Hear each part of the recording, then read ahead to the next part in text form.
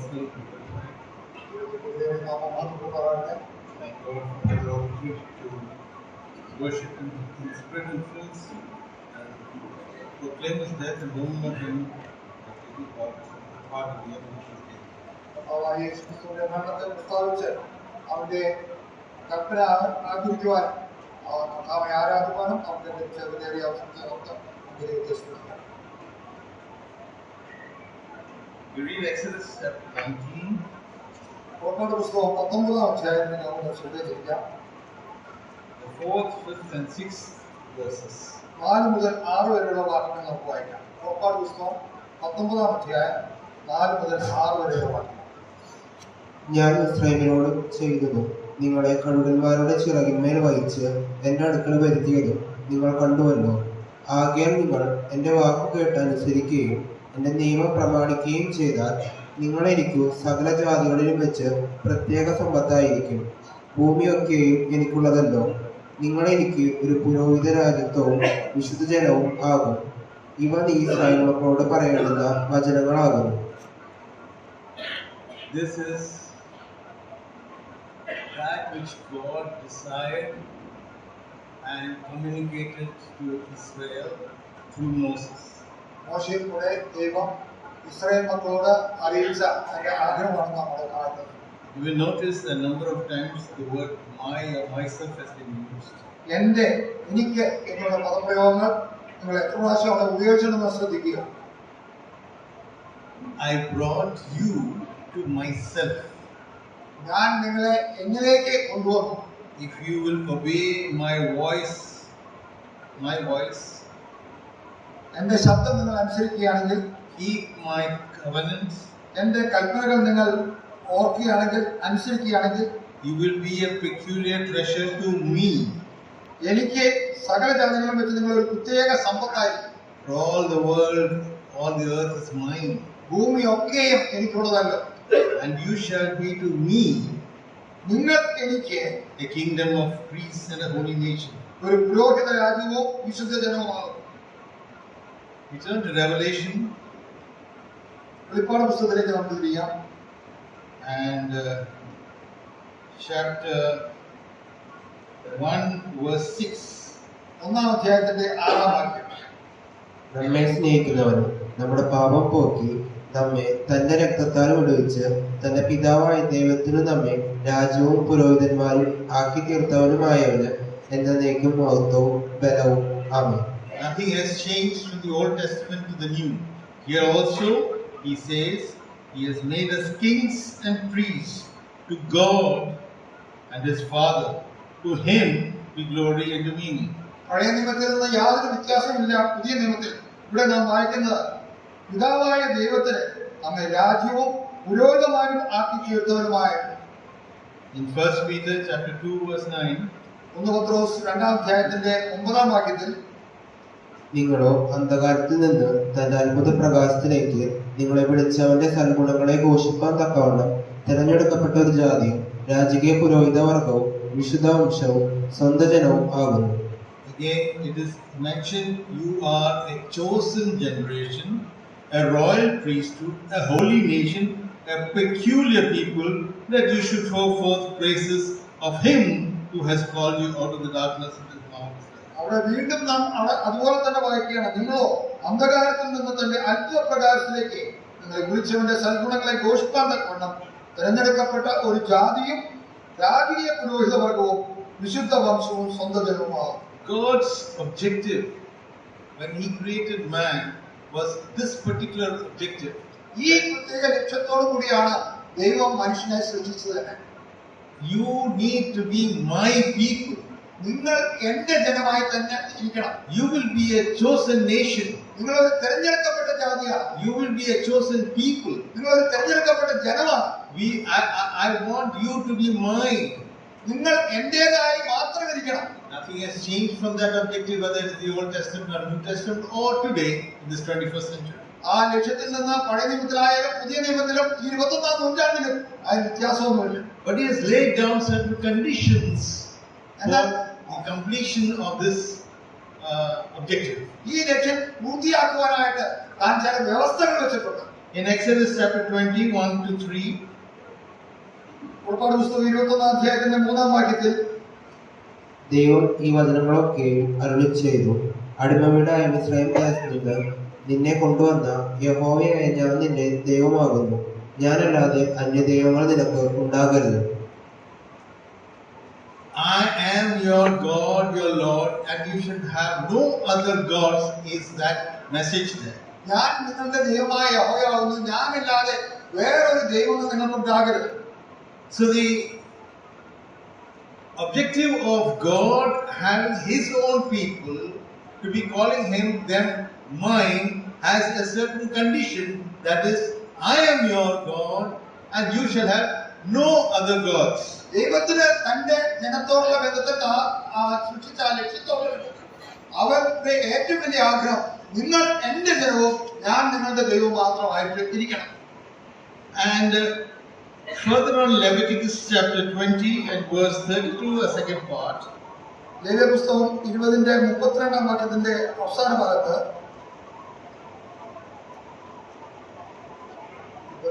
And fear your God, I am the Lord. 20 verse 32.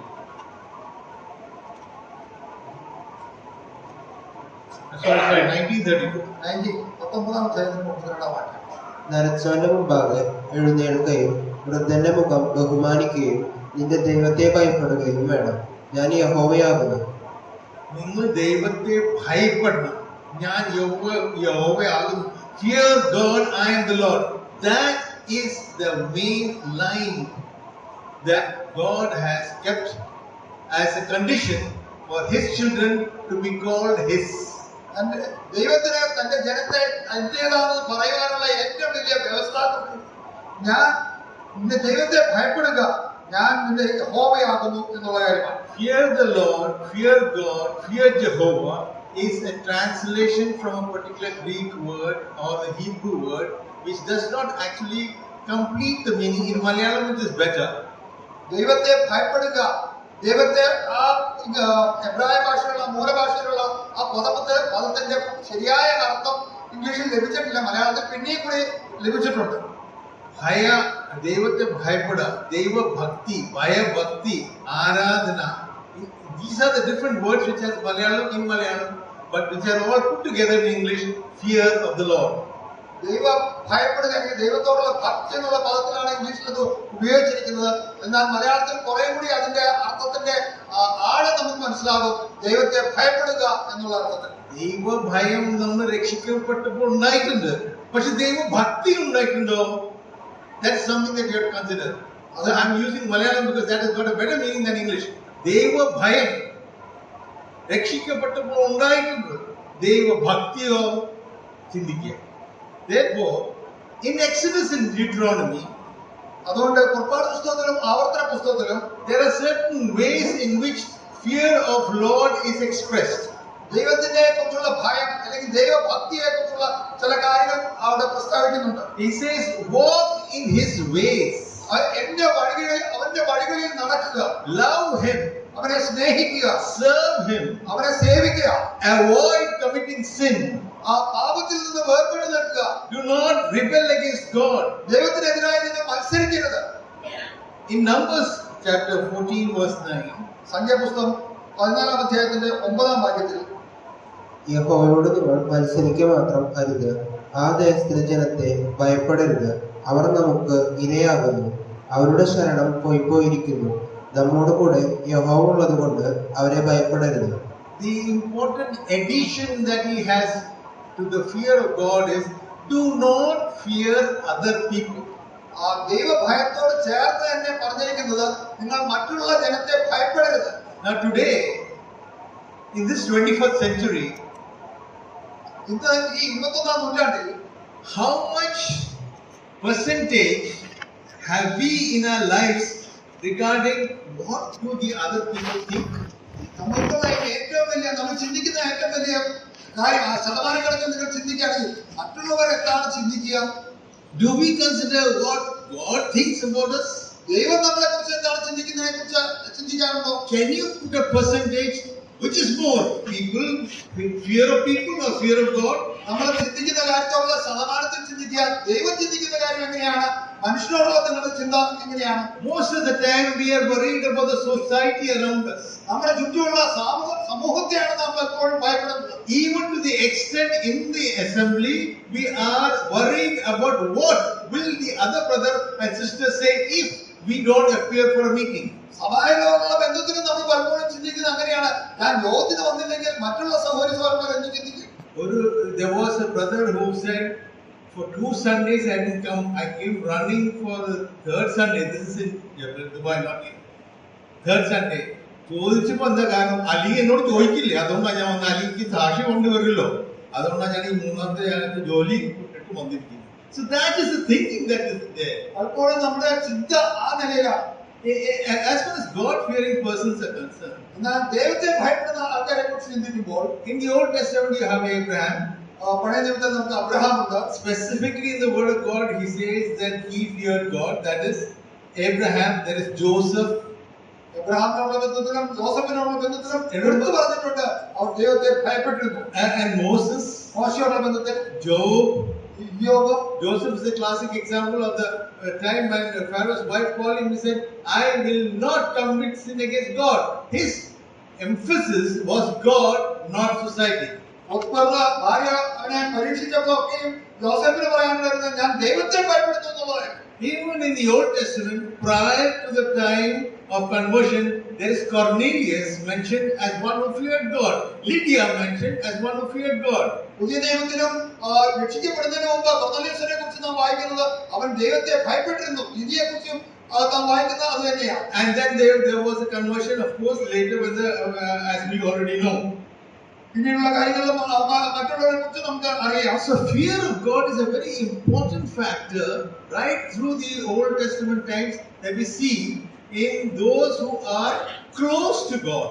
ദൈവ വചനത്തിൽ നാം ആദ്യോടെ പരിശോധിക്കുമ്പോൾ പഴയ നിയമം തൊട്ട് ദൈവഭയമുള്ളവർ ദൈവത്തോട് അടുത്തായിരുന്നു ജീവിച്ചിരുന്നത്. There are reasons for that. അതിനുള്ള കാരണങ്ങളുണ്ടായിരുന്നു. The sovereignty of God was evident in the history of Israel.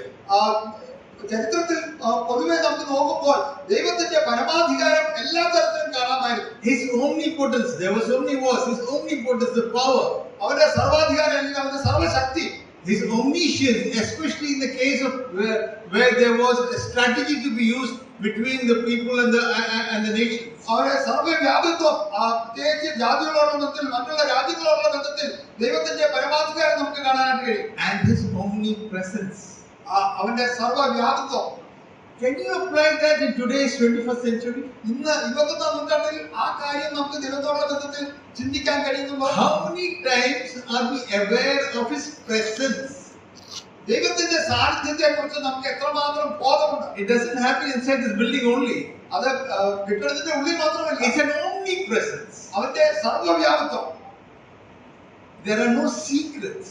അവന് അവനുമായി യാതൊരു രഹസ്യങ്ങളുമില്ല. What about his omnipotence, the power that he has in not only in the creation, in the world, but even in our lives, in our health, in a condition of our children, in our family. അവന്റെ സർവശക്തി നമ്മുടെ ജീവിതത്തിന്റെ എല്ലാ മേഖലകളിലും, നമ്മുടെ സൃഷ്ടിയോടുള്ള ബന്ധത്തിലോ ലോകത്തോടുള്ള ബന്ധത്തിൽ മാത്രമല്ല, നമ്മുടെ വ്യക്തിപരമായ ജീവിതത്തിൽ, നമ്മുടെ മക്കളോടുള്ള ബന്ധത്തിലൊക്കെ. Is that awareness in our minds today, or are we busy about other people? ആ കാര്യത്തെ കുറിച്ച് നമ്മുടെ ജീവിതത്തിലുള്ള ആ അവബോധം നമുക്കുണ്ടോ, അതോ നാം മറ്റുള്ളവരുടെ കാര്യങ്ങളിൽ തിരക്കുള്ളവരാണ്? And if we do have that sense in us of his sovereignty, omniscience, omnipotence, and omnipresence, then we will definitely have a fear of God. ദൈവത്തിന്റെ സർവശക്തിയെയും സർവജ്ഞാനത്തെയും സർവവ്യാപത്വത്തെയും കുറിച്ചുള്ള അറിവ് നമ്മളെ ഉണ്ടാവും. ശരിയായ ദൈവഭക്തി നമുക്ക് തന്നെ ഉണ്ടാവും. I usually use the illustration of the ant with the elephant. ഞാൻ സാധാരണ ഉറുമ്പിന്റെയും ആനയുടെയും ദൃഷ്ടാന്തം പറയാറുണ്ട്. That is how we should look at God in awe. ദൈവത്തെ കുറിച്ച് ആ ഭയഭക്തിയോടുകൂടെ ആ ആദരവോടുകൂടെ വേണം നമുക്ക് ദൈവത്തെ കാണുവാൻ. And we should have a reverence. ആ നിലയിലുള്ള വലിയൊരു ഭയഭക്തി, ഭക്തി അവരോടുള്ള ബന്ധത്തിൽ, A sense of adoration. അവരുടെ ആരാധന മനോഭാവം, വാഴ്ത്തുക, A sense of reverence. ആ നിലയിൽ അവനെ ആരാധനാപരത്തോടുകൂടെ കാണുവാൻ. And above all that, a sense of devotion. അതോട് മാത്രമല്ല ദൈവഭക്തിയോടെ അല്ലെങ്കിൽ ആരാധനാഭാവത്തോടുകൂടെ അവനെ കാണുക. These are simple examples that you can have this in your minds. ആ നിലയിൽ ദൈവത്തെ കുറിച്ച് നമ്മുടെ മനസ്സിലുള്ള ബോധം ഉണ്ടാകണം എന്നാണ് താൻ ആഗ്രഹിക്കുന്നത്. Can you explain when do you really have it? ആ നിലയിൽ ദൈവത്തെ കുറിച്ച് നിങ്ങളുടെ ഹൃദയത്തിൽ ഉണ്ടായത് അവസാനമായി എപ്പോഴാണ്? Today, because you are standing here in front of the table, we have all these feelings about God included in the fear of God, in His reverence, in His adoration, in all that. Today, this Sunday, inside this building. But what happens when you go outside? ഇന്ന് രാവിലെ ഈ മേശയ്ക്ക് ചുറ്റും നാം ഇരിക്കുമ്പോൾ ഈ കെട്ടിടത്തിനുള്ളിൽ ദൈവത്തോടുള്ള ബന്ധത്തിൽ ആ ചിന്തയോടുകൂടിയാണ് നാം ഇരുന്നത്. അതോ ഈ കെട്ടിടത്തിന് പുറത്തു പോകുമ്പോൾ നമ്മുടെ മനോഭാവം എന്താണ്? Okay, that was the Old Testament. What about the New Testament? പഴയ നിയമത്തിൽ എങ്ങനെയായിരുന്നു? പുതിയ നിയമത്തിൽ എങ്ങനെയാണ്? That was the dispensation of the law. What about the dispensation of grace? അത് ന്യായപ്രമാണ യുഗത്തിലായിരുന്നു. എന്നാൽ ഇപ്പോൾ കൃപായുഗത്തിലോ? That was a nation. What about the people? അതൊരു ജാതിയുള്ള ബന്ധത്തിലാണ്. എന്നാൽ ജനത്തോടുള്ള ബന്ധത്തിലോ? This is the church age. ഇന്ന് സഭായുഗമാണ്. Jesus brought in two very different things that the Old Testament believers did not know. പഴയ നിയമ കാലത്ത് ദൈവം വെളിപ്പെടുത്താതെ രണ്ട് കാര്യങ്ങൾ കർത്താവായ യേശുക്രിസ്തു നമുക്ക് വെളിപ്പെടുത്തി തന്നിട്ടുണ്ട്. That is of eternal life and the kingdom of God. അതാണ് നിത്യജീവനും ദൈവരാജ്യവും. This is the two things that the Nicodemus wanted to know, that the rich man wanted to know. How can we get eternal life? How do I become enter into the kingdom of God? And the answer was born again in spirit. അതാണ് നിക്കോദോമസും ആ ന്യായശാസ്ത്രിയും അന്വേഷിച്ചത്. എനിക്ക് എങ്ങനെ ദൈവരാജ്യത്തിൽ കടക്കാനായിട്ട് കഴിയും? എങ്ങനെ എനിക്ക് വീണ്ടും ജനിക്കാനായിട്ട് കഴിയും? The combination of Son of God and Son of Man is a mystery we'll never understand. നമുക്ക് ഇപ്പോഴും നമ്മുടെ കർത്താവായ യേശുക്രിസ്തുവിനെ കുറിച്ച് ദൈവപുത്രനെ കുറിച്ച് കാണാനായിട്ട് നമുക്ക് ഉൾക്കൊള്ളാനായിട്ട് കഴിയില്ല. As a Son of Man and a Son of God all in one, difficult to understand. ഒരേ ആളിന്റെ ദൈവപുത്രനും മനുഷ്യപുത്രനുമായിരിക്കുക നമുക്ക് ഉൾക്കൊള്ളാൻ പ്രയാസമാണ്. But it's a reality. അതല്ല, അത് വാസ്തവമാണ്. Even the demons said, "You are the Son of God." ഭൂതങ്ങൾ തന്നെ വിളിച്ചു പറഞ്ഞു, നീ ദൈവപുത്രൻ. And he declared, "I am the Son of Man." ഞാൻ മനുഷ്യപുത്രനാണെന്ന് കർത്താവായ യേശുക്രിസ്തു Both in one, Son of God and Son of Man. ദൈവപുത്രനും മനുഷ്യപുത്രനും ഒരാളിൽ തന്നെ. Son of Man is the role model we need to follow. ദൈവത്തിന്റെ ശരിയായ ദൈവപുത്രനാണ് നമുക്ക് മാതൃകാപുരുഷനായിട്ടിരിക്കുന്നത്. The one that we need to follow, and that is what he kept saying, "Follow me." അതുകൊണ്ടാണ് അവൻ പറഞ്ഞത്, എന്നെ അനുഗമിക്കുക. And the Son of God is something that we should consider, the question of a righteous judgment that we will have at His throne when we do go at rapture. അവൻ നീതിമാനായ ന്യായാധിപതിയാണ് എന്നുള്ള നിലയിൽ മനുഷ്യപുത്രനെ നമുക്ക് കാണാനായിട്ട് കഴിയും. We need not forget that. 2 Corinthians chapter 5 verse 10. അതുകൊണ്ട് ആ കാര്യം നമ്മൾ മറക്കരുത്. 2 കൊരിന്ത്യർ 5:21. What we tend to do is, there are certain things that sort of fade away as we go out of this gate. ഈ കെട്ടിടത്തിൽ നിന്ന് നമ്മൾ ഈ ഗേറ്റ് കടന്ന് പോകുമ്പോൾ പല കാര്യങ്ങളും നമ്മുടെ മനസ്സിൽ നിന്ന് വിട്ടുപോവുകയാണ്. Let's not try to fool ourselves, but it seems it's really a reality when emphasis changes to what other people. മറ്റുള്ളവരോടുള്ള ബന്ധത്തിൽ നാം ചിന്തിക്കുന്നതനുസരിച്ച് നമ്മുടെ പ്രാധാന്യം കളയാതിരിക്കാൻ നാം ശ്രദ്ധിക്കുക. 2 Corinthians 5:10. 2 കൊരിന്ത്യർ 5:10. അവനവൻ ശരീരത്തിലിരിക്കുമ്പോൾ ചെയ്യുന്നത് നല്ലതാകിലും തീയതാകിലും അതിന് തക്കവണ്ണം പ്രാപിക്കേണ്ടതിന് നാം എല്ലാവരും ക്രിസ്തുവിന്റെ ന്യായാസനത്തിന്റെ മുമ്പാകെ വെളിപ്പെടേണ്ടതാകുന്നു. We are all supposed to stand in front of Christ's judgment seat. ക്രിസ്തുവിന്റെ ന്യായാസനത്തിന് മുമ്പാകെ നാം എല്ലാവരും നിൽക്കേണ്ടതാണ്. All believers. എല്ലാ വിശ്വാസികളും. Alone you have to stand, not in the company of your father, mother, or anybody else. നമ്മളെല്ലാവരും കൂട്ടത്തോടെയാണ് നിൽക്കുന്നത്. നമ്മൾ ഓരോരുത്തരായിട്ടാണ് നിൽക്കുന്നത്. And then നിങ്ങൾ നല്ലത് ചെയ്താലും തീയത് ചെയ്താലും all that will be revealed at that time. നിങ്ങൾ എന്ത് ചെയ്താലും നല്ലത് ചെയ്താലും തീയത് ചെയ്താലും അന്ന് അത് വെളിപ്പെട്ടു വരും. And when are those things happening? Now. അത് ഇന്ന് നടക്കുന്ന കാര്യങ്ങളാണ്. It is now that the നല്ലതും തീയതും, that is what is happening now.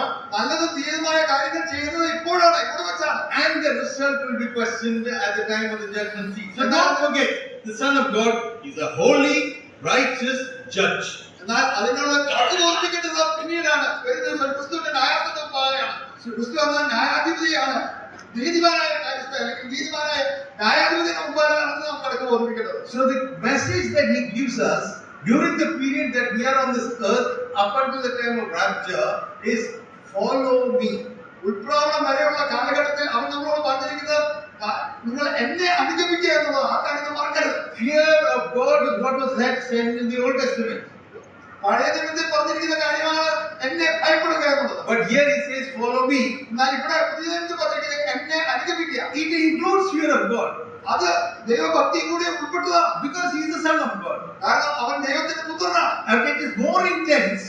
അത് കൂടുതൽ ആഴമുള്ളതാണ്. Because you are following him personally, one to one.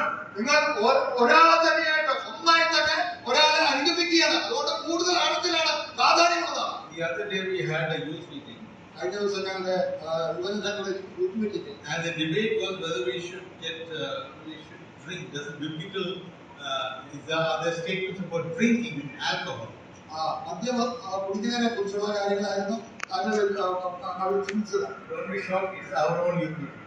നമ്മുടെ യൂത്ത് മീറ്റിംഗ് തന്നെയാണ് കഴിഞ്ഞ ഞായറാഴ്ച. And the debate was over. Everybody put their points for saying you can drink but don't get drunk. You can have wine, but all those things were there. There was wine in the feast. So many things were there. And then don't get drunk. That also was there. Just drinking glorify God. That also was there. All the plus and minus points were mentioned. പലവിധ ചിന്താഗതികളുണ്ടായിരുന്നു. കുടിക്കാൻ കുറിച്ച് മത്തരാകരുത്.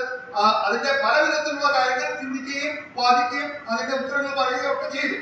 The conclusion was, അതിന്റെ ഉത്തരങ്ങൾ അവസാനമായിട്ട് conclude ചെയ്തത്, it's a personal decision every person should take, that he can be answerable to God when he stands in front of the judgment seat, whether what he did glorified God or not.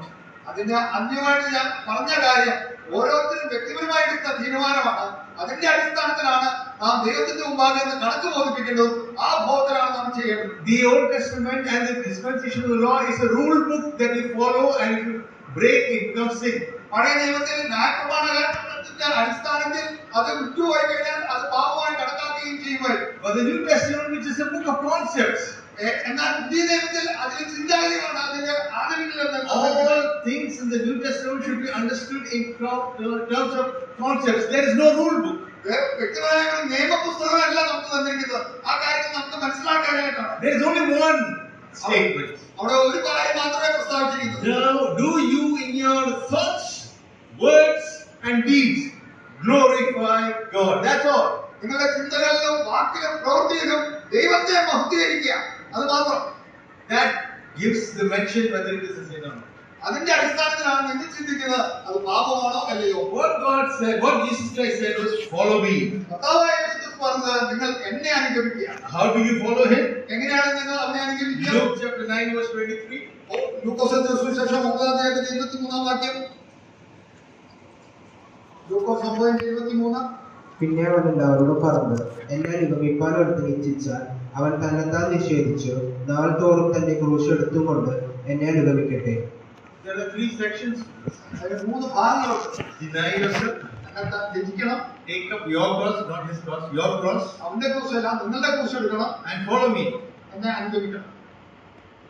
That is how you follow him. അങ്ങനെയായിരിക്കണം നിങ്ങൾ അവനെ അനുഗമിക്കേണ്ടത്.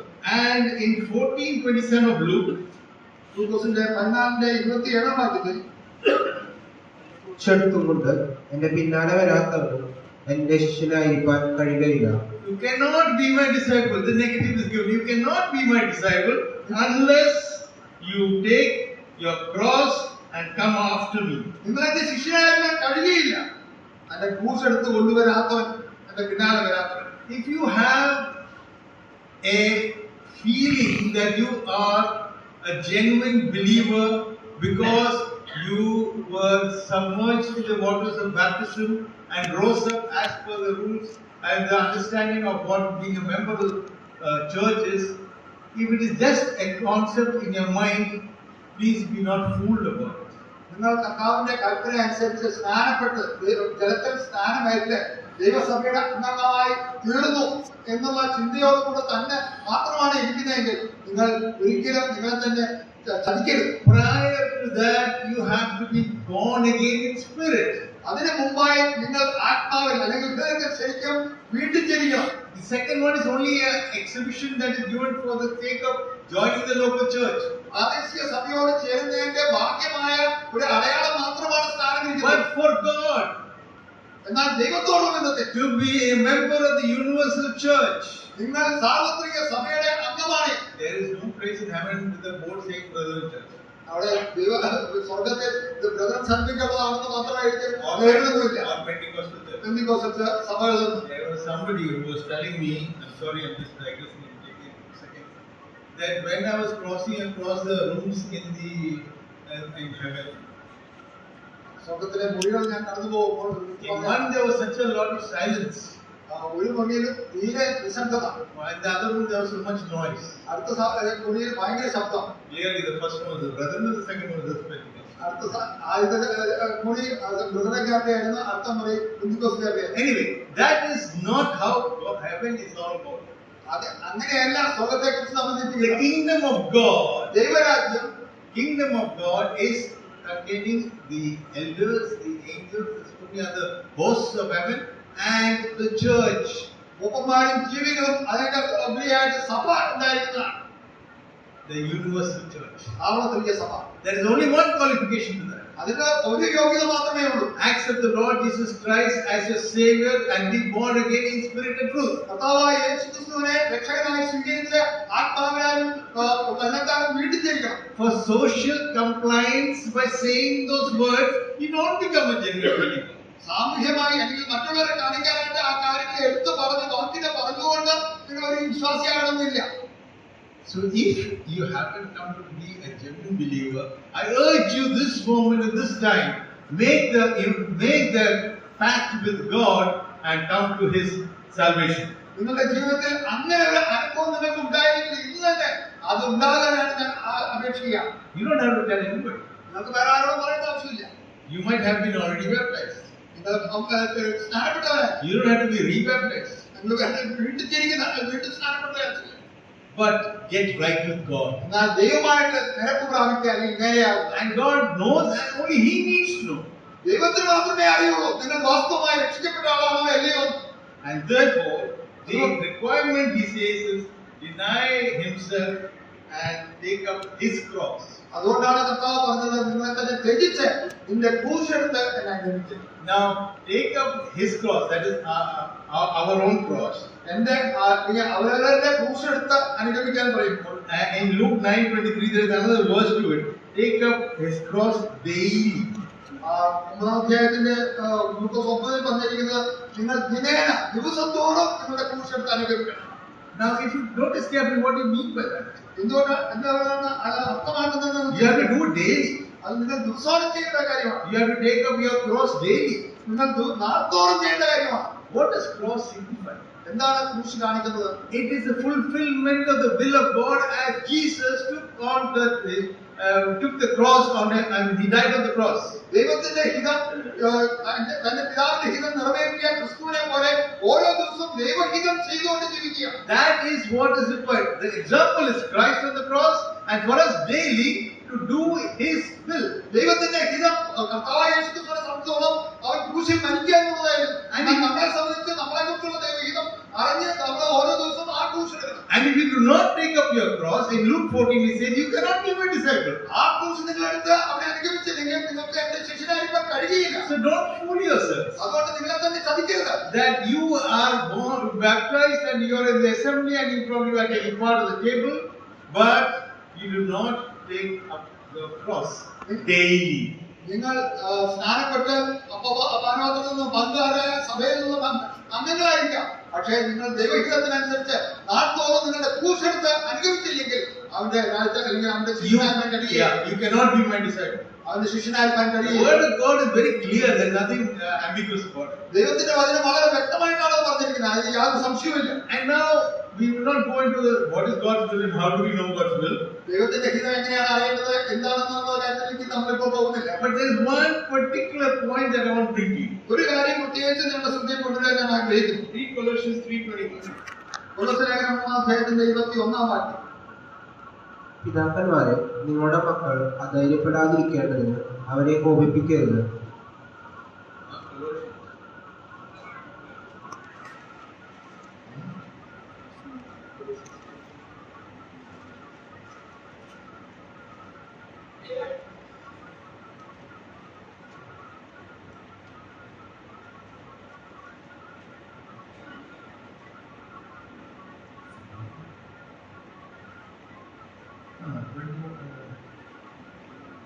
Verse 22.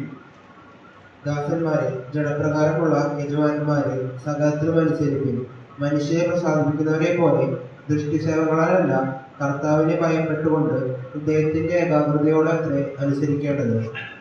I'm going to bring to your notice, not with eye service, but and not as men pleasers, but in singleness of heart, fearing God. Can you read that in Malayalam?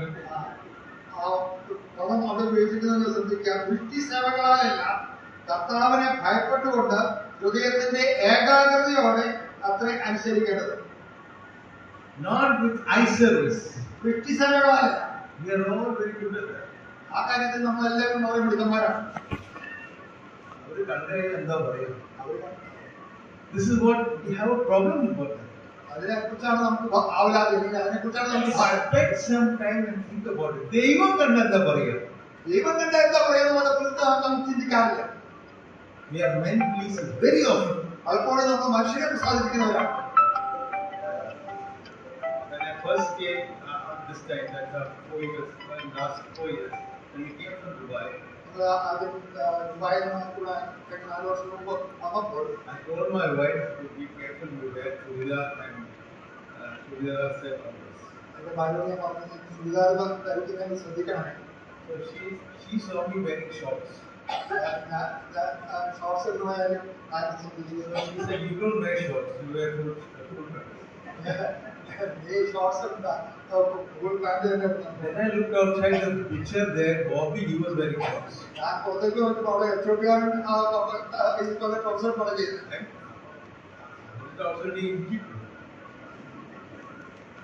Little later, she looked at everybody was going. None of them were wearing churidar. All the children, they were wearing jeans and short and skirt and dress and all that. I was in the old age, 40 years back when I left.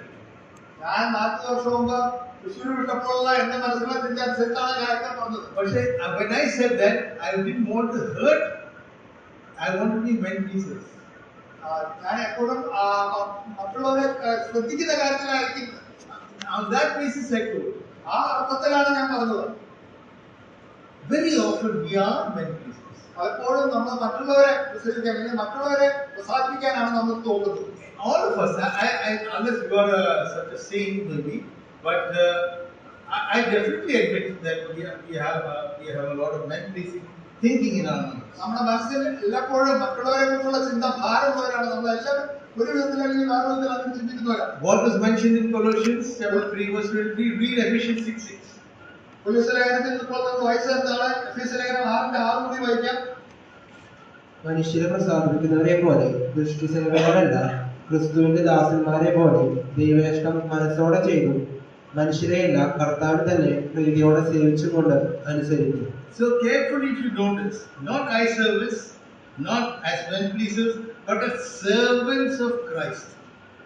മനുഷ്യരെ പ്രസാദിപ്പിക്കുന്നവരെ പോലെ ദൃഷ്ടിസേവകളല്ല, ക്രിസ്തുവിന്റെ ദാസന്മാരെ പോലെ ദൈവേഷ്ടം മനസ്സോടെ ചെയ്ത കർത്താവിനെ Doing the will of God. ദൈവത്തിന്റെ ഇഷ്ടം ചെയ്യണം. From the heart. അത് ഹൃദയത്തിൽ നിന്ന് വരണം. In Colossians, fearing the Lord.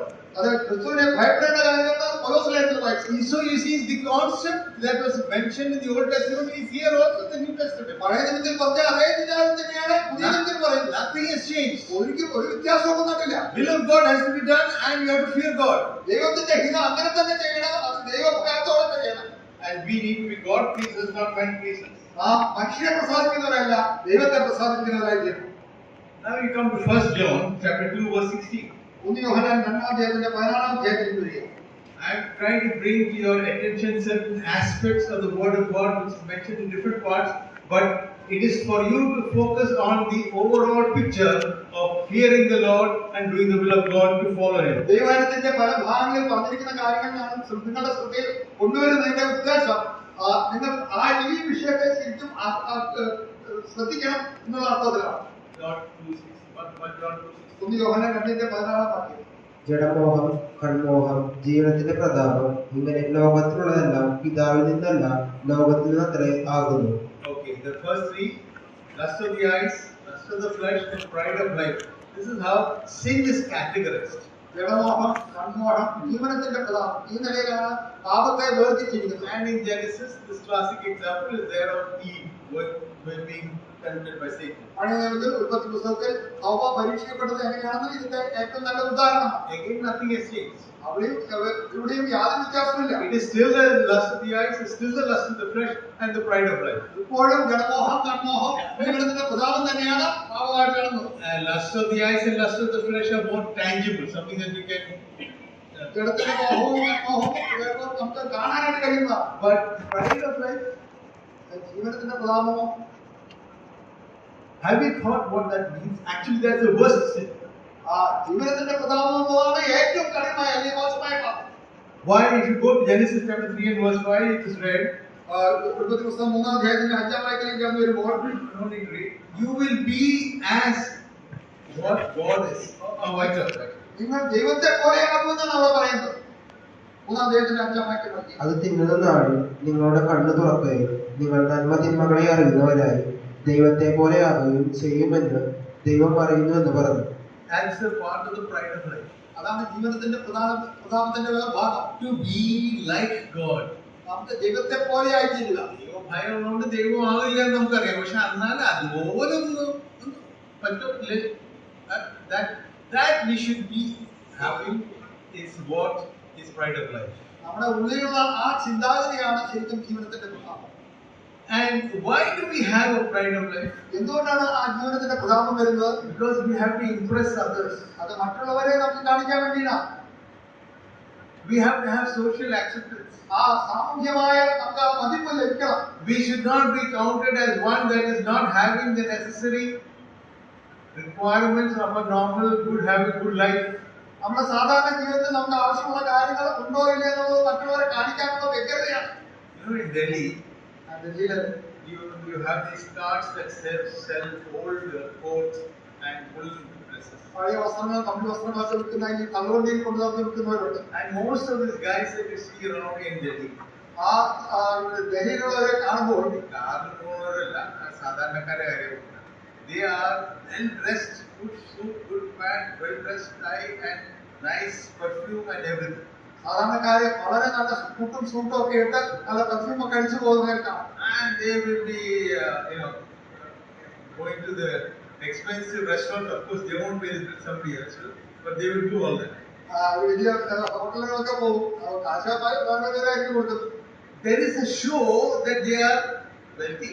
അവര് ധനികരാണെന്ന് മറ്റുള്ളവരെ കാണിക്കണം. വൈകുന്നേരം ആകുമ്പോൾ പോയി കിടക്കുന്ന എങ്ങനെയാ? 5 പേരിൽ 3 പേര് കട്ടിലെ പോയിട്ട് ഒരു കുടിലിൽ കയറി കിടക്കും. ഒരു കുടിലിൽ പോയി ഇങ്ങനെ അട്ടിയട്ടിയായിട്ടാണ് അവർ കിടക്കുന്നത്. ഇപ്പോ വെഡിങ് ഡ്രസ് വാടകയിൽ കിട്ടുന്നുണ്ട്. ഇപ്പൊ കല്യാണ വസ്ത്രം വരെ വാടകയ്ക്ക് കിട്ടും. അതാ ഇപ്പൊ ഈ കാര്യം ഞാൻ ആലോചിച്ചു.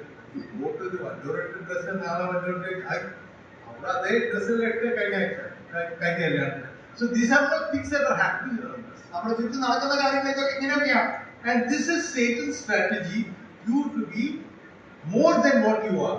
നിങ്ങൾ ആരാണോ അതിനേക്കാൾ കൂടുതൽ കാണിക്കാനായിട്ട് നിങ്ങളെ ചിന്തിപ്പിക്കുന്നതാണ് സാത്താന്റെ ഏറ്റവും വലിയ തന്ത്രം. And there are so many gods that are coming up where you want to become rich, you want to have more power, you have to be more educated, you have to be more a bigger house, a bigger car, flying in first class. Oh, you are flying, I'm flying business class. എനിക്ക് കാല സുഖമില്ലാത്ത അത് ശരിയാണ്. അപ്പൊ എങ്ങനെ ഞാൻ business class വന്നത് that statement നിങ്ങളുടെ ചിന്താഗതികളെ ഈ നിലയിലേക്ക് കൊണ്ടുവരുവാനുള്ള ആ വ്യക്തത, ആ ചിന്ത, pride of life, ആ പ്രസ്താവനകൾ, ആ പറച്ചിലൊക്കെ ജീവിതത്തിന്റെ പ്രതാപമാണ്. Isn't that part of our lives on a daily basis in small, not big things, in small things? ചെറിയ കാര്യങ്ങളിൽ പോലും നമ്മുടെ ദൈനംദിന ജീവിതത്തിൽ അങ്ങനെ നമ്മൾ ചിന്തിക്കുമ്പോൾ, what has happened to Israel in the Assyrian exile. 2 Kings chapter 17.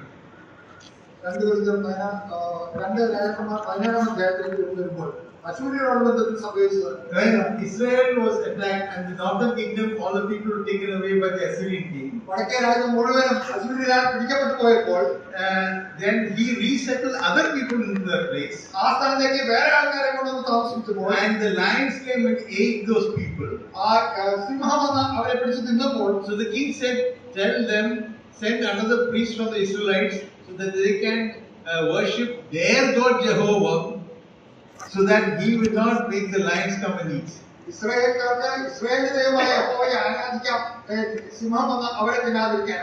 So what they did was, finally the people, they were worshipping Jehovah, they were worshipping pagans, they were worshipping sun and so many other gods. എല്ലാം നടക്കില്ല.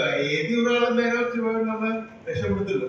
എന്റെ കൂടെ work ചെയ്തിരുന്നവർക്കുണ്ടായിരുന്നു. അവന്റെ ഭാര്യ മുസ്ലിം പള്ളിയിൽ പോകും, കത്തോലിക്ക പള്ളിയിൽ പോകും, മർത്തവ പള്ളിയിൽ പോകും, വ്രതക്കാരായിട്ട് വരും. അവള് പറഞ്ഞെന്താ ഭാര്യ എവിടെയെങ്കിലും ഒന്നും കാര്യം നടക്കുമല്ലോ. So they worship Jehovah and the other gods at the same time. അവർ യഹോവയെ മറ്റുള്ള ദേവന്മാരെയും ഒരേ സമയത്ത് ആരാധിക്കുകയായിരുന്നു. When we are in this world as believers, genuine believers, നമ്മൾ യഥാർത്ഥ വിശ്വാസികളായി ഈ ലോകത്തിൽ ജീവിക്കുമ്പോൾ he made one statement: deny yourself. അത് നിങ്ങളെ തന്നെ ത്യജിക്കുക എന്നുള്ള പ്രസ്താവന കേൾക്കുകയുണ്ടായിരുന്നു. Why did he make that statement? എന്തുകൊണ്ടാണ് ആ പ്രസ്താവന പറഞ്ഞത്? Satan said that you can be like God. നിങ്ങൾ ദൈവം തെളിച്ച പോലെ ആകാമെന്ന് സാധാരണ പറഞ്ഞിരിക്കുകയാണ്. We are men pleasers. നാം മനുഷ്യരെ We പ്രസാദിപ്പിക്കുന്നവരാണ്. are running around to achieve a position that can be looked at by others as successful. മറ്റുള്ളവരെ നോക്കുമ്പോൾ ഇവൻ വിജയമാണ്, നല്ലോണം വിജയം സമ്പാദിക്കുന്നവരാണെന്ന് We are- തോന്നലുണ്ടാക്കണം. We are very busy about social acceptance. സാമൂഹ്യമായ മതിപ്പ് നേടാനായിട്ട് നമ്മൾ വളരെയധികം തിരക്കുള്ളവരാണ്. ആ സാമൂഹ്യം പുറത്ത് മാത്രമല്ല, എവിടെയും ഉണ്ട്. കൾച്ചറൽ ആക്സെപ്റ്റൻസ് ഉണ്ട്. എല്ലാ ഞായറാഴ്ച വരണം, വന്നില്ലെങ്കിൽ കാശ് പറഞ്ഞു വരും. അത് പുറത്ത് മാത്രമല്ല, ലോകത്തെ സമൂഹത്തിൽ മാത്രമല്ല, സഭയുടെ ഉള്ളിലും ഇന്ന് അങ്ങനെയുള്ള ചിന്താഗതി വന്നിരിക്കുകയാണ്. നമ്മുടെ മനോഭാവം, നമ്മുടെ മനോഭാവം, are we giving importance to the horizontal relationship or vertical relationship? നമ്മുടെ അന്യോന്യമുള്ള ബന്ധത്തെയോ അതോ ദൈവമായിട്ടുള്ള ബന്ധത്തെയാണ് നമുക്ക് പ്രാധാന്യം കൊടുക്കുന്നത്. The you, the I, നമ്മൾ സാധാരണ പറയുന്ന ഈഗോ, അത് ഭയങ്കര ego. That I, that you has become a God. ഞാൻ എന്നുള്ള ഭാവം, അഹം, അത് ദൈവമായിട്ട് മാറുകയാണ്. ഞങ്ങൾക്ക് അറിയുന്ന ഒരാള്, ഞാൻ ചിക്കൻ കഴിക്കില്ല, മട്ടനും ബീഫും മാത്രമേ കഴിക്കുള്ളൂ, അത് ഒന്നും കഴിക്കില്ല, വേറെ ഇറച്ചൊന്നും കഴിക്കില്ല. ഞാൻ അങ്ങനെ കുറച്ച് നാൾ കഴിഞ്ഞപ്പോ പോത്തിറച്ചി വന്നു. പോത്തിറച്ചി ഞാൻ കഴിക്കില്ല. അപ്പൊ മുമ്പിൽ പോത്തിറച്ചി ഭർത്താവിനോട് ചോദിച്ചു, പോത്തിറച്ചി വാങ്ങിക്കട്ടെ, നമുക്ക് ബീഫെന്ന് പറയാം. പുള്ളി കഴിക്കാൻ നന്നായി കഴിക്കും, തിന്ന് നല്ല ടേസ്റ്റ് എന്ന് പറയും. So what was the thinking in the mind? നമ്മുടെ മനസ്സിന്റെ ചിന്താഗതി എങ്ങനെയാണ്? I do not eat. ഞാൻ തിന്നുന്നില്ല. Everything is about me. But in reality, that is not the truth. യഥാർത്ഥത്തിൽ അതല്ല. And we are always thinking of the you because we have made the you, that is I, a God. And so Christ said, deny yourself. ഞാൻ എന്നെ തന്നെ ദൈവമാക്കുകയാണ്. അതുകൊണ്ടാണ് കർത്താവ് പറഞ്ഞത്, നീ നിന്നെ തന്നെ ത്യജിക്കണം. 2 Corinthians chapter 6 verse 16 and 17. 2 Corinthians 6:16-17 വാക്യങ്ങൾ. അവരുടെ നടുവിൽ നിന്ന് പുറപ്പെട്ട് വേർപെട്ടിരിക്കുമെന്ന് കർത്താവ് അരുളി ചെയ്യുന്നു. അശുദ്ധമായതൊന്നും തുടരുത്. എന്നാൽ ഞാൻ നിങ്ങളെ കൈക്കൊണ്ട് നിങ്ങൾക്ക് പിതാവും നിങ്ങൾ എനിക്ക് പുത്രന്മാരും പുത്രിമാരും ആയിരിക്കും എന്ന്. You cannot have other idols.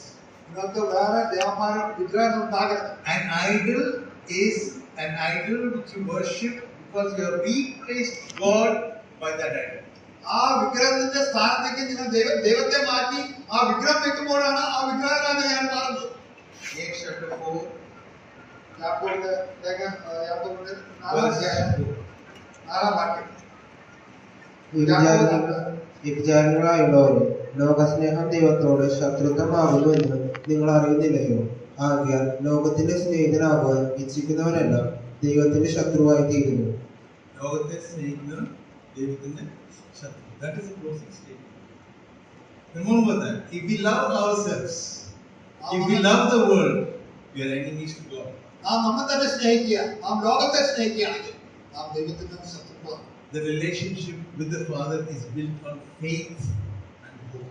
പിതാവുമായിട്ടുള്ള നമ്മുടെ ബന്ധം അത് വാസ്തവത്തിൽ വിശ്വാസത്തിലും പ്രത്യാശയിലും അടിസ്ഥാനപ്പെട്ടാണ്. Not on the things that we see, but the things we do not see. That is the definition.